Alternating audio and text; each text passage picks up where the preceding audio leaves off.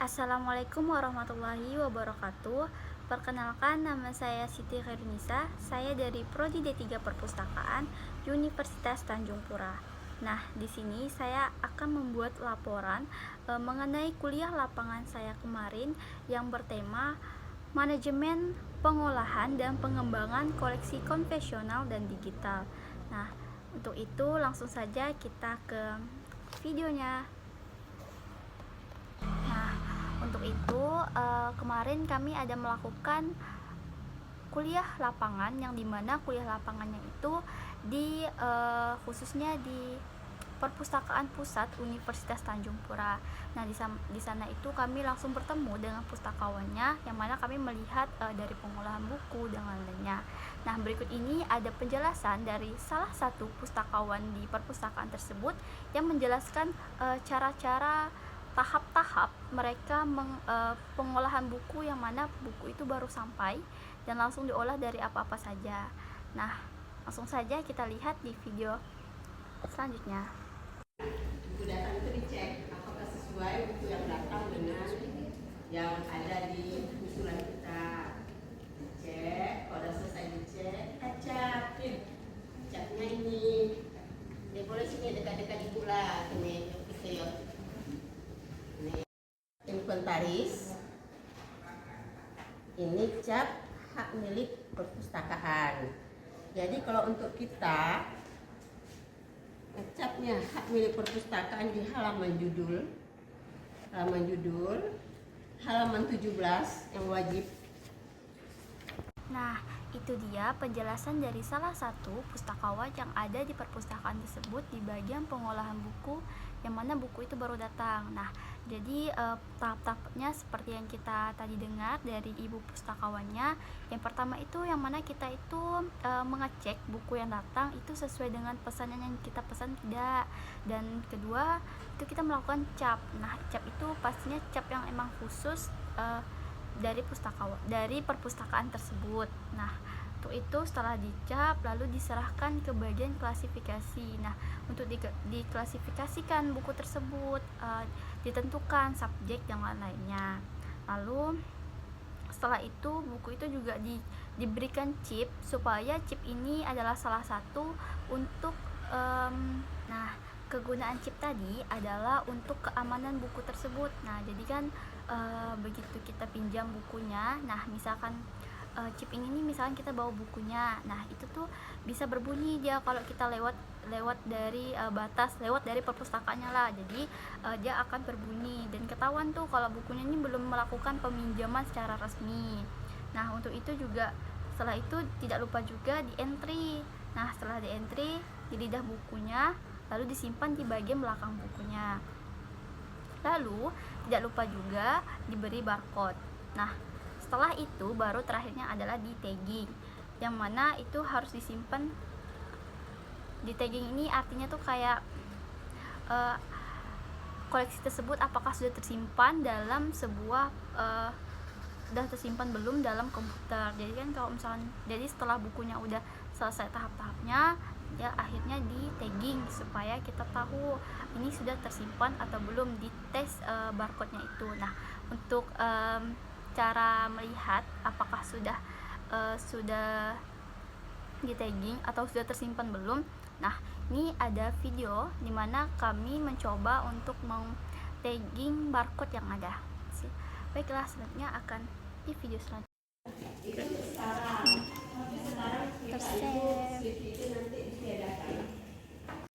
Nah, tadi itu video yang sebelumnya tadi itu saya mencoba cara untuk men-tagging buku tersebut, yang katanya buku itu setelah di scan barcode-nya gitu menggunakan alatnya itu langsung tersave di komputernya, yang kayak apa ya istilahnya tuh, ketika kita men-scan barcode-nya artinya buku tersebut sudah tersave dalam komputer tersebut.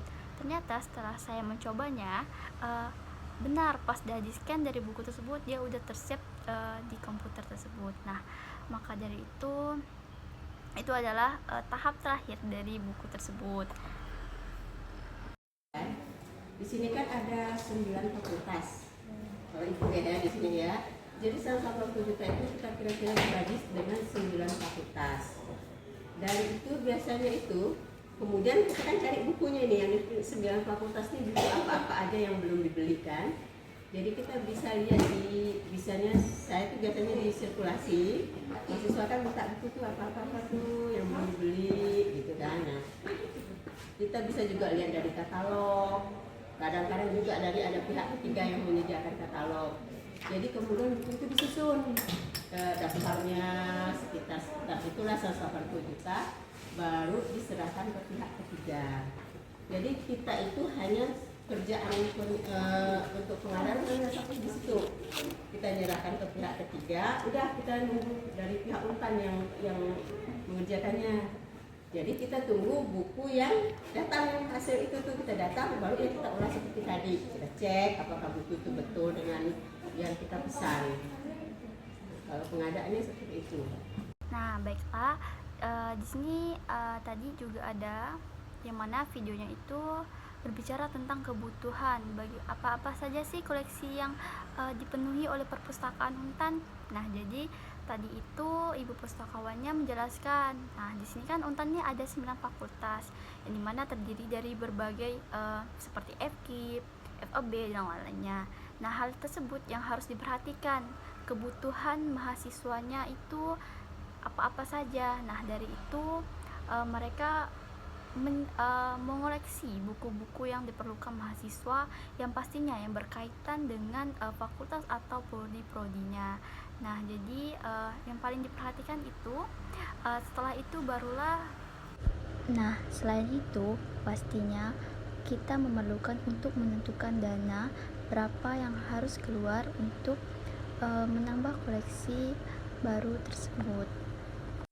Tadi kan dari pengolahan buku step-stepnya tadi itu hingga ke hingga ke sampai bukunya diklasifikasi dan lain-lainnya tuh di situ ada kayak tantangannya nggak Bu, kayak kesusahannya dalam pengolahannya tuh? Oh, banyak sih. Kesusahannya tuh kadang gini, ya ilmu kita kan terbatas ya. Kesusahannya kadang kita ini menentukan tajuk subjek, kadang sih ada misal dari berapa ratus buku tuh 1, 2 gitu kan, bingung ini masuk kemana sih gitu kan. Kita kan kadang menentukan tajuk subjek itu dari judul juga kan kita bisa tahu kan. Kalau nggak tahu dari kata pengantar, kalau nggak tahu itu dari latar belakang pengarang. Nah, kalau misalnya kadang kita juga maksudnya apa sih ini buku ini, kita cari dia di daftar di perpustakaan nasional itu, kadang ada kadang nggak ada. Ya memang mau sabar sih, itu aja caranya kalau misal dari pengolahan. Oke. Kalau yang lain sih Aman. Allah aman lah. Oke. Ini contoh. Nah, baiklah, tadi itu saya ada bertanya mengenai tantangan apa aja sih yang terjadi di saat pengolahan buku baru datang itu. Nah, ibunya itu menjawab, banyak sekali, pasti ada katanya. Cuman yang lebih menjadi tantangan tuh adalah menentukan subjek, yang dimana kalau ada buku-buku tuh jadi kayak bingung subjeknya tuh, kadang ini ngarahnya kemana sih kayak gitu. Cuman selain itu kata ibunya di situ aman-aman aja. Jadi lebih yang buat tantangan tuh lebih menentukan subjeknya itu kayak gimana sih ini, lebih masuknya kemana kayak gitu. Itu aja sih kata ibunya tadi. Nah, ini tuh kami ada ditunjukkan dengan web e-print yang dimana sekarang itu skripsi mahasiswa itu sudah tidak menggunakan secara fisik, tetapi tinggal mengirimkan sebuah email lalu akan dikelola oleh pustakawan tersebut menggunakan web e-print ini. Nah, di sini sudah sangat digital sekali ya. Nah, untuk di sini kami bersama-sama diajarkan untuk mengentri suatu buku. Nah, di sini kami diberi satu contoh buku dan di mana kami semua itu langsung ke komputernya itu dengan cara mengisinya satu persatu, diajarkan satu persatu dengan ibu pustakawan tersebut. Nah, lanjut di sini kami ada ditunjukkan dengan bentuknya chip tadi, yang mana chip ini akan dilekatkan di sebuah buku untuk menjadi pengaman buku tersebut. Nah, ini dia adalah tampilan chip tersebut. Nah, selanjutnya di sini kami juga ditunjukkan dengan beberapa buku di DC sebagai panduan pustakawan di perpustakaan Untan untuk mengklasifikasikan koleksi-koleksi yang ada seperti buku dan lain-lainnya. Nah, di sini tadi ada teman saya yang bertanya mengenai apakah ada SOP di perpustakaan Untan ini. Ternyata di perpustakaan Untan ini semuanya menggunakan ada satu buku pedoman. Nah, ini adalah sebuah panduan mereka untuk mengolah perpustakaan tersebut.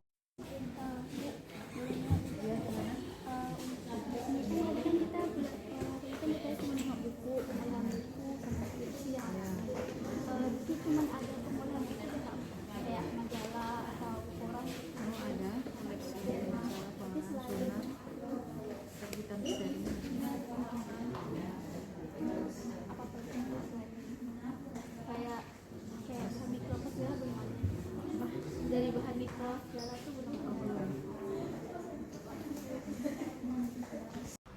Nah, terakhir sebelum selesai sesinya, saya juga menanyakan kepada salah satu pustakawan di perpustakaan tersebut.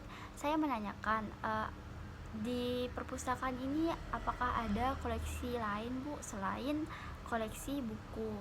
Nah, pustakawan tersebut menjawab ada, namun ada seperti terbitan berseri dan surat-surat kabar lainnya.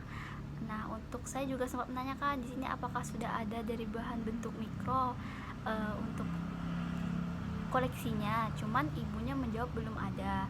Nah, mungkin itu saja yang baru saya tanyakan kepada pustakawan tersebut. Nah, mungkin itu saja yang bisa saya sampaikan atau saya berceritakan kembali apa saja yang saya dapatkan ilmunya di perpustakaan di kuliah lapangan kami kemarin. Nah, banyak sekali sih terutama di pengolahan buku, yang mana saya itu cuma tahu kayak pertama datang itu dicek, disampul, ya saya tahu. Cuman kalau untuk yang seperti chip itu sebenarnya saya baru tahu juga karena saya pernah ke perpustakaan yang ada belum saya temui menggunakan chip. Nah, ternyata di perpustakaan Untan ini sudah menggunakan chip. Lalu seperti tagging juga kemarin saya juga baru belajar bahwa ada sistem tagging juga, dan saya juga